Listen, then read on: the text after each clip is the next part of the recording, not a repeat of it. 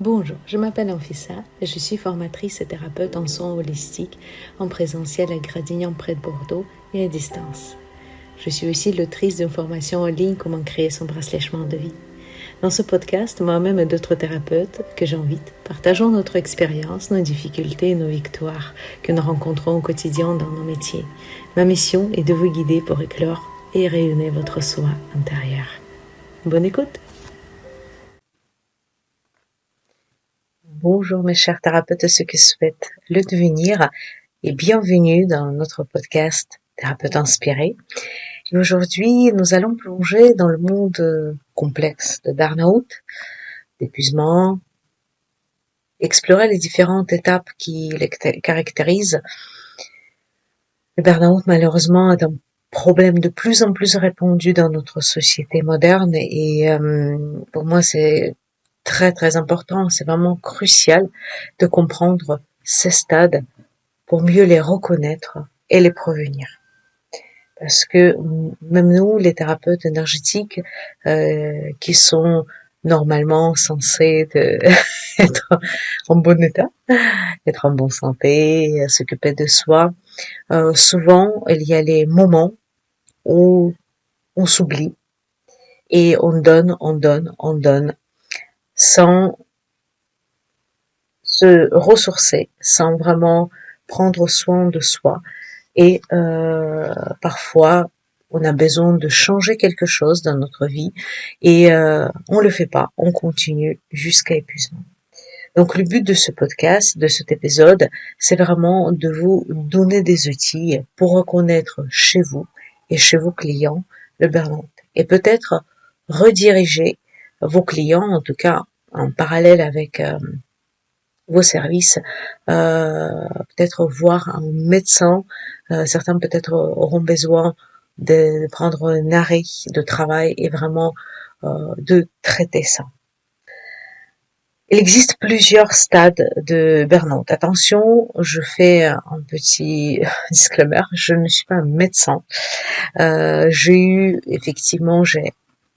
en partie psychologie à la fac, parce que j'étais à la fac de droit, mais c'était plutôt la partie de, on apprenait à lire les portraits psychologiques des personnes pas très gentilles, le plus souvent, et effectivement, on a appris aussi, on ne parlait pas à l'époque de burn-out, mais d'épuisement professionnel, parce que dans le métier que j'ai failli exercer, effectivement, il y a beaucoup de burn-out, beaucoup d'épuisement.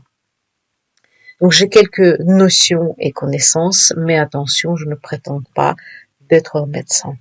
Mais je voudrais bien quand même que ça vous mettra peut-être un puce à l'oreille si vous allez reconnaître chez vous ou chez vos clients certains de ces stades. Avant d'entrer dans les détails, permettez-moi de vous donner une définition de burn-out. Le burn-out est un épuisement professionnel résultant d'un stress chronique lié au travail. Il se manifeste par un épuisement physique, émotionnel, une diminution de l'efficacité professionnelle, une détérioration de la santé mentale. Maintenant, on va se concentrer, on va parler des différents stades de burn-out. Le premier stade, on appelle aussi l'excès de zèle. À ce stade, les individus se montrent souvent très motivés et engagés dans leur travail. Ils peuvent avoir des attentes élevées pour eux-mêmes et s'investir pleinement dans leurs responsabilités professionnelles. Je pense que ça doit vous parler. Souvent, au début, on est vraiment à 250%. On peut travailler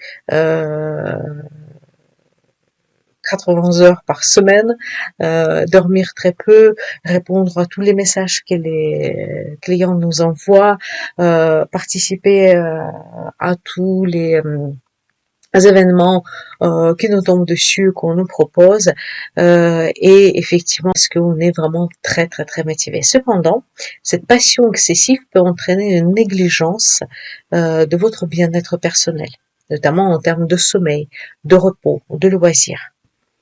Les signes d'alerte à ce stade peuvent inclure une diminution de la satisfaction personnelle, des difficultés à déconnecter du travail et une préoccupation excessive pour les tâches professionnelles.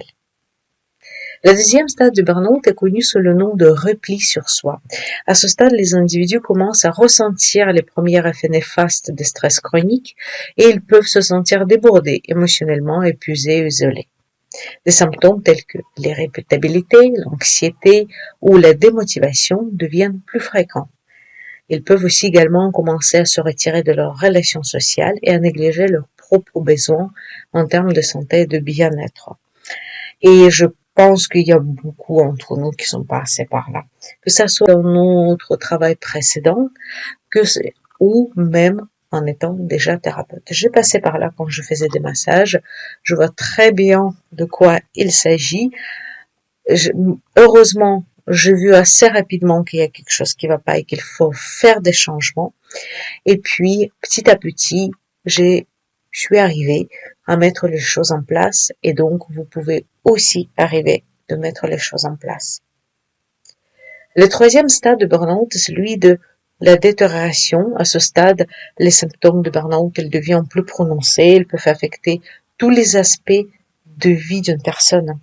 Les individus, les personnes peuvent ressentir une fatigue extrême, des problèmes de concentration, des troubles de sommeil ou des problèmes de mémoire. Sur le plan émotionnel, ils peuvent être sujets à des sauts d'humeur fréquentes, à de l'anxiété, à une perte d'estime de soi. Les conséquences physiques, émotionnelles et mentales de burn-out sont clairement visibles à ce stade. Parce que souvent, ce qu'on a imaginé au début et ce qui est arrivé, il y a vraiment une sorte de différence qui est énorme à ce stade-là. Ça veut dire que moi, quand j'imaginais que je sois un thérapeute, je vais être toujours détendue, je vais être toujours bien, toujours aux petits soins, mes clients, j'ai jamais de problème de temps, rien du tout, mais c'est pas malheureusement comme ça.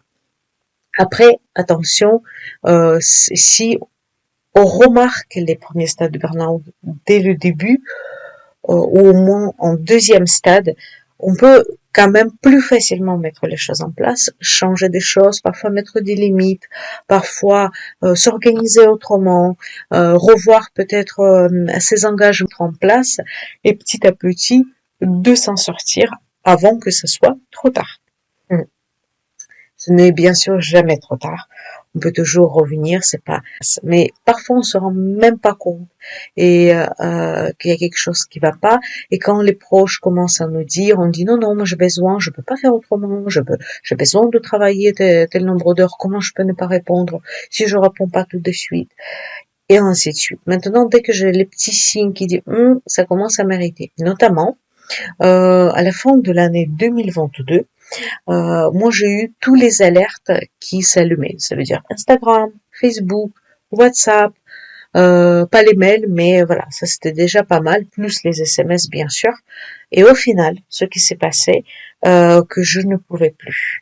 J'étais tentée de répondre, ou même si je n'ai pas répondu, je vais réfléchir à tout ce que j'ai vu en passant. Donc finalement, au début d'année, donc à la fin de l'année, mais au début d'année 2023, je coupais toutes les notifications d'Instagram, de Facebook, et également toutes les notifications de WhatsApp.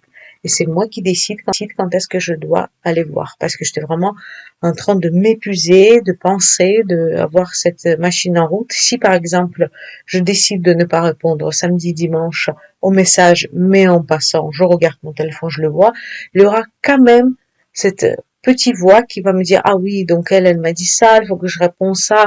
Et finalement, je préférais de répondre pour ne pas réfléchir à ce qui se passe.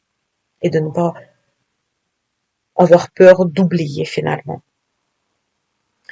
Enfin, nous arrivons au quatrième et dernier stade de burn-out, c'est l'épuisement total.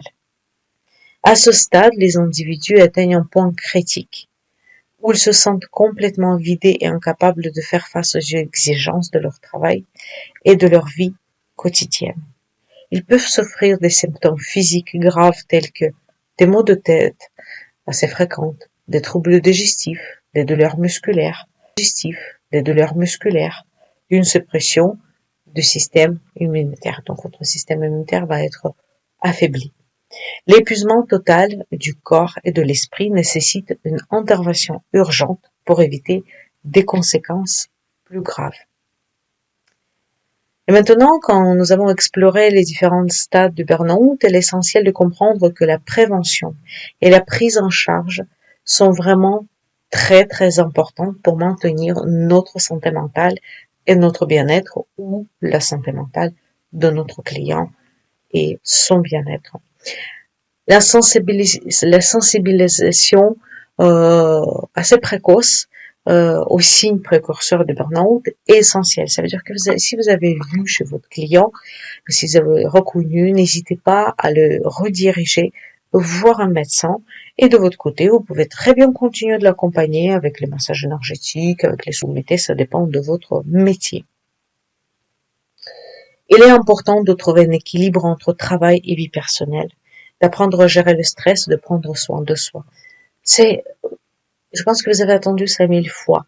Mais est-ce que toi, qui m'écoutes, est-ce que tu mets ça en place vraiment? Et surtout, d'autant plus dans les moments où tu dis, ah, j'ai pas le temps. Au moins un tout petit peu.